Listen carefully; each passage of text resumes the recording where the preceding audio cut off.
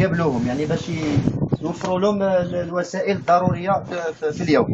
فلذلك فكاين واحد الدور كبير هنايا، وحنا جينا اليوم الا باش ناخذوا عبره من هاد النزلاء اللي كاين هنايا، باش نعرفوا بان راه كاين ناس مساكن. حنا الحمد لله عندنا والدينا وعندنا الاصدقاء ديالنا وعندنا خوتنا، ولكن كاين ناس اللي مساكن متخلى عنهم، فحنا عائلتهم نحاولوا نكونوا حنا عائلتهم، نواسيوهم في هذه المناسبه هذه ديال العيد اللي كيكون فيها واحد التاثير كبير بالنسبه لوجود العائله والاصدقاء.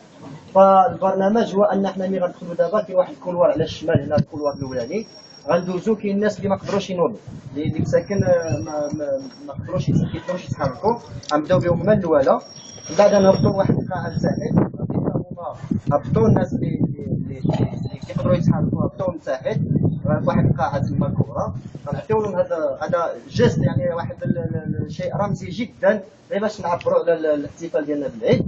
من بعد غيكون واحد التنشيط غنحاولوا نكونوا كاملين ناشطين معاهم، ما غنتعطلوش، نحاولوا نكونوا خفاف ظرف عليهم، هذا بزاف ما نحاولوش نثقلوا عليهم بزاف.